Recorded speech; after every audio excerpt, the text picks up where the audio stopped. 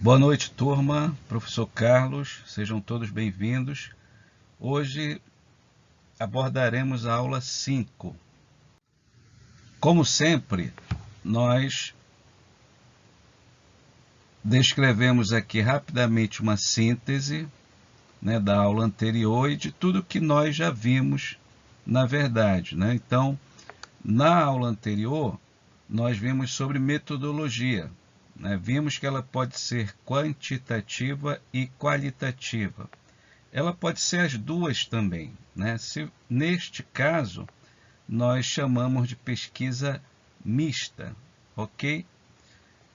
Vimos que a metodologia nada mais é do que o procedimento e o processamento de como você fez a sua pesquisa. E aí é preciso classificar principalmente o tipo de pesquisa, se ela é descritiva, exploratória ou explicativa, e também quanto ao procedimento, se ela é bibliográfica, documental ou estudo de caso. Então, de acordo com o critério de vocês, vocês irão classificar metodologicamente a pesquisa de forma técnica dentro desse contexto, ok? E eu chamo a atenção que vocês, como estão fazendo a especialização em neuropsicopedagogia, então as temáticas que vocês estão desenvolvendo deve ter também um olhar para a neuropsicopedagogia. Então, vocês tentem aí construir, principalmente na questão do problema de pesquisa, do próprio título, ou dos objetivos, que um deles contemple essa questão da neuropsicopedagogia. Tudo bem? Não é algo obrigatório, mas como vocês estão fazendo o curso de neuropsicopedagogia, seria interessante fazer uma temática, construir uma pesquisa dentro desse viés, ok? Para que vocês saibam um pouco mais, ainda sobre metodologia, existem algumas questões de nomenclatura, alguns termos. Isso vai depender da instituição, do teu orientador, de como você vai utilizar esses termos. Então, eu posso chamar de material e métodos, ou eu posso chamar de metodologia. Nas pesquisas qualitativas, eu posso dar uma nomenclatura distinta, com mais criatividade. Isso já é aceito hoje. Mas lembre-se que tudo que vocês fizerem tem que ser de acordo com as orientações da instituição e do orientador. Então, por exemplo, você vai usar a palavra metodologia se o trabalho realizado for um levantamento da literatura referente ao tema, ou seja, se você tem uma pesquisa bibliográfica, uma pesquisa descritiva ou documental, sendo estas formas de pesquisa baseadas em dados não experimentais e diria também sem a presença de seres humanos, correto? Eu vou usar o termo material e método se o trabalho for uma pesquisa experimental, que não é, pelo menos a priori, o caso de vocês, Então, tem essa diferença, pessoal, em termos de nomenclatura. Mas é preciso ver o que a instituição trabalha, Sendo que isso também pode estar aberto à nomenclatura para vocês estarem criando um nome, desde que não perca o sentido. Tudo bem? E aí hoje nós vamos ver a questão dos resultados e discussão ou desenvolvimento, que seriam a discussão dos resultados. Algumas instituições vão pedir isso separadamente, resultados e depois uma discussão. Eu vou explicar de forma conjunta, tá? Como se fosse junto, tá? Mas a gente vai ter que ver o que a instituição pede para que a gente possa trabalhar. Então veja, eu vou usar a palavra desenvolvimento se o trabalho realizado for um levantamento da literatura referente ao tema. E de novo, se é uma pesquisa bibliográfica, descritiva ou documental, né? Sendo que estas formas de pesquisa, ao contrário da anterior, é baseada em dados não experimentais, né? Ou seja, também sem a presença de sujeitos, de seres humanos, ok? Eu vou usar o termo resultados de discussão se o trabalho for uma pesquisa experimental. Então, tem essa questão do uso dos termos, né? Mas o que vai definir isso também é a instituição, é o orientador, né? Isso vocês serão orientados ainda no trabalho final, ok? Bom, então hoje nós vamos trabalhar esse da discussão do artigo, né, que é o desenvolvimento e a demonstração dos resultados. Então, é uma parte do artigo, como a metodologia, como o referencial teórico, né, que pode ser dividido em itens, tá? Isso fica a seu critério e a critério da instituição. Essa discussão dos resultados, né, se for uma pesquisa descritiva, ela vai apresentar resultados desenvolvidos na coleta dos dados, através da entrevista, da observação, do questionário, entre outras técnicas, né? Então, vocês têm que estar definindo isso para que vocês possam trabalhar o desenvolvimento das discussões e dos resultados. Então, vejam, neste item do artigo, tá? O que é que você vai fazer? Simplesmente uma exposição e uma discussão das teorias que foram utilizadas para atender e esclarecer o problema, né? O teu problema de pesquisa. E aí você vai apresentar os resultados e a discussão relacionando com a dúvida que você está investigando. Então, a discussão é um local do artigo que vai abrigar os comentários sobre o significado dos resultados, a comparação com os outros achados de pesquisa e a proposição do autor sobre o assunto. Ok? Então, veja, esses resultados e discussões é você que apresenta, né? E isso tem que ser de forma clara e objetiva, né? Você tem que ser o mais claro possível, tá? Então, eu posso aí nos resultados e discussões apresentar gráficos, posso apresentar tabelas, posso apresentar figuras, ou posso simplesmente só descrever os resultados. Observa que existe uma regra também quando eu uso tabela, quando eu uso gráfico e quando eu uso figura. Tá? Percebe aqui, isso vai depender também da instituição e da norma que você está utilizando. Então veja que a tabela ela é dada uma nomenclatura, certo? E embaixo a fonte. Dependendo do lugar que você vai enviar esse trabalho, às vezes isso muda. A tabela fica embaixo, junto com fonte, tá? Centralizado na página ou indentado à esquerda. Isso é variável, tá bom? Então vejam,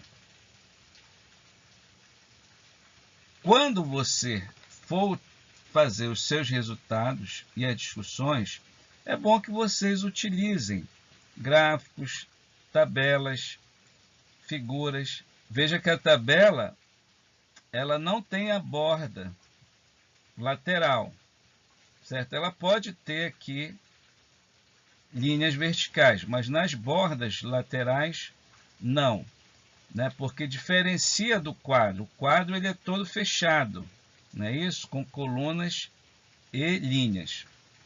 Tudo bem? E aqui a gente tem um exemplo deste resultado. Como é que eu faço um resultado? Porque veja, todo trabalho de pesquisa tem uma seção de análise dos resultados, certo? Pensa no relatório ou no artigo de pesquisa que ele é construído de uma parte teórica, né, que nós vimos na aula passada, que é o referencial teórico, que é onde você demonstra o seu conhecimento teórico ou o seu embasamento literário. Né? Depois você vai para a metodologia da pesquisa, onde você apresenta como o seu trabalho foi trabalhado. E aí você chega na análise dos resultados e depois nas conclusões ou considerações finais. Então veja que essa parte do trabalho, né, análise dos resultados, ela deve conversar bem com o referencial teórico.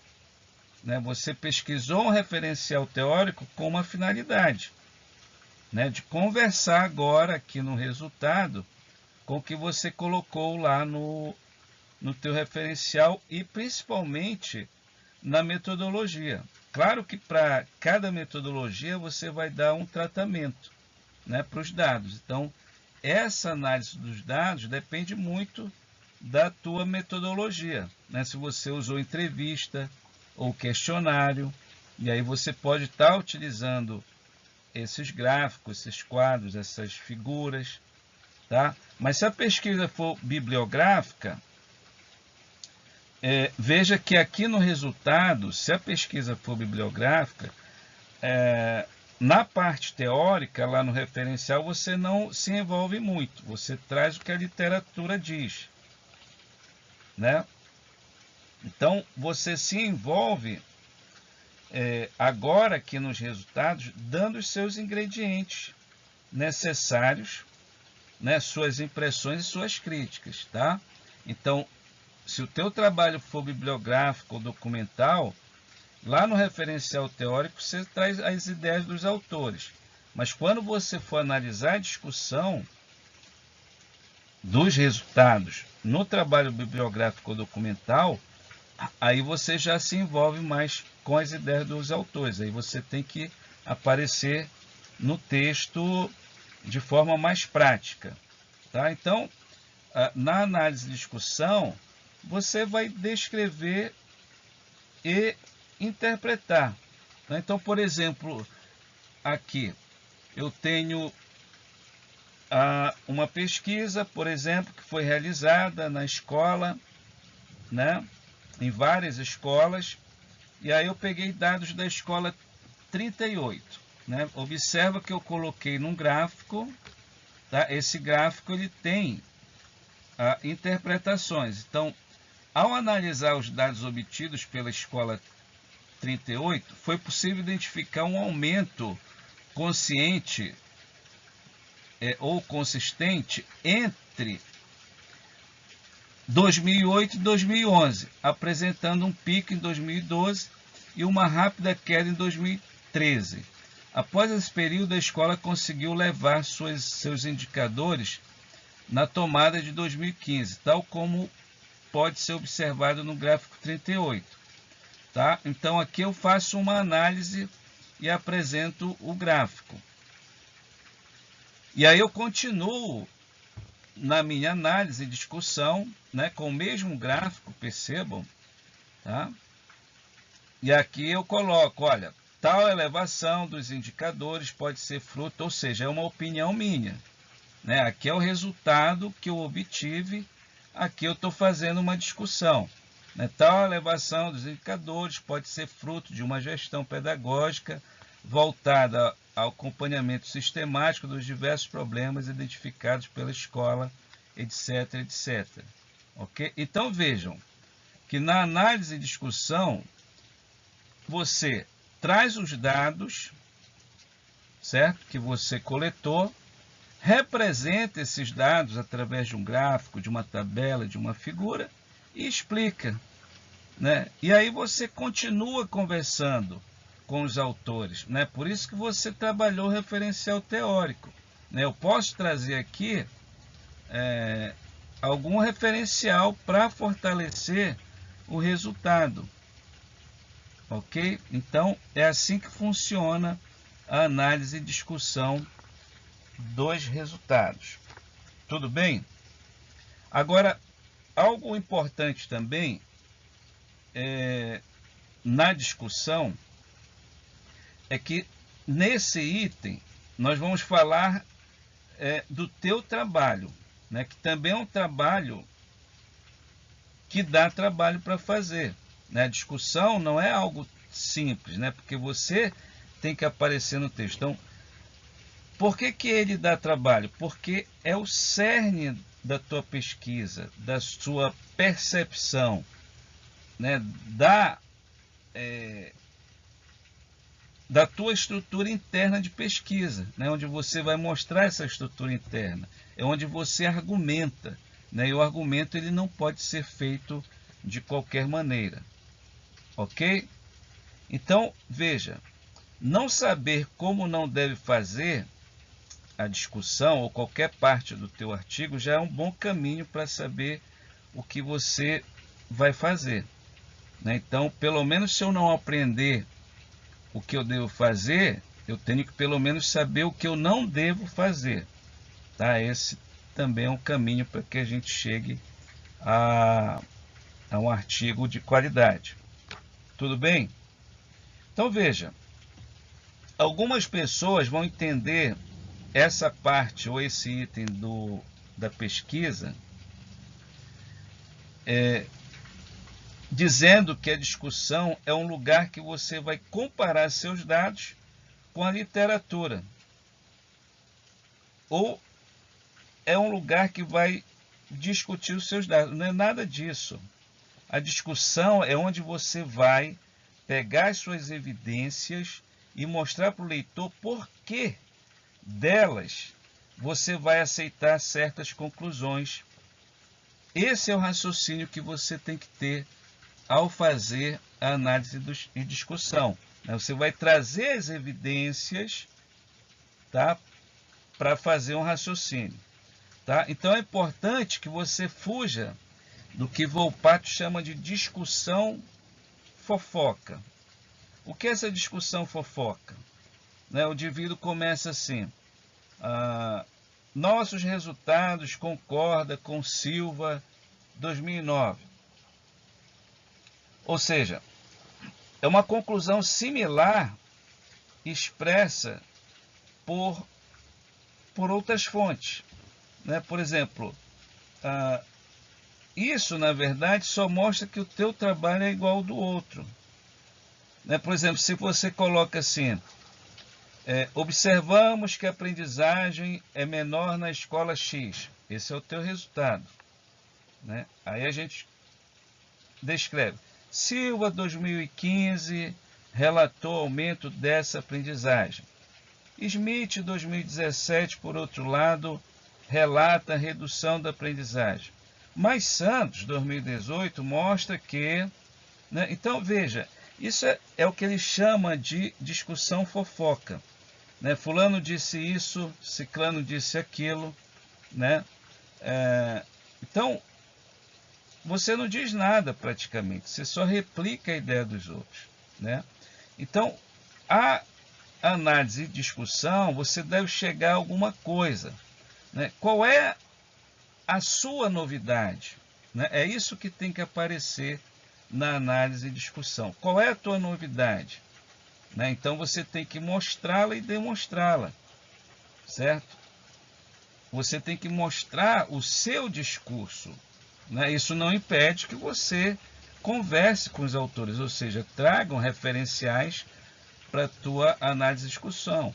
O que não pode é ficar nessa discussão fofoca, ok?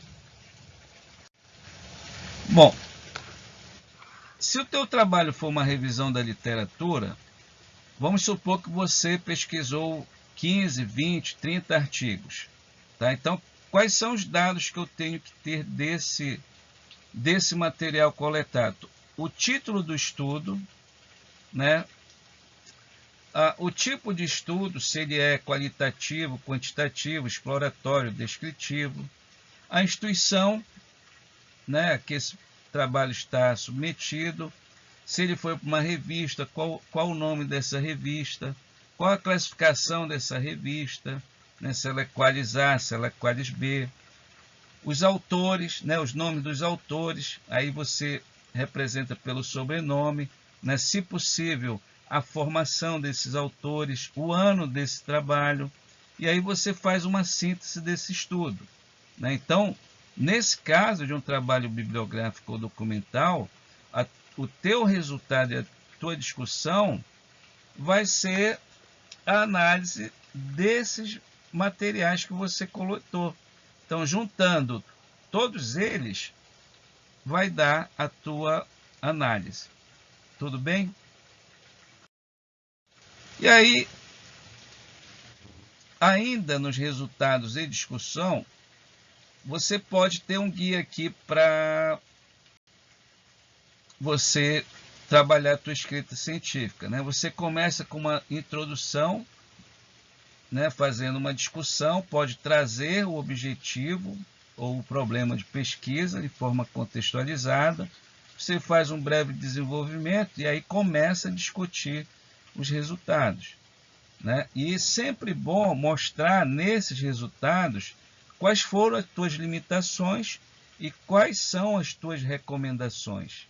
Né? Então, na verdade, nos resultados de discussão, você deve procurar explicar o que levou a chegar aos resultados obtidos e quais são as suas implicações para a sua pesquisa.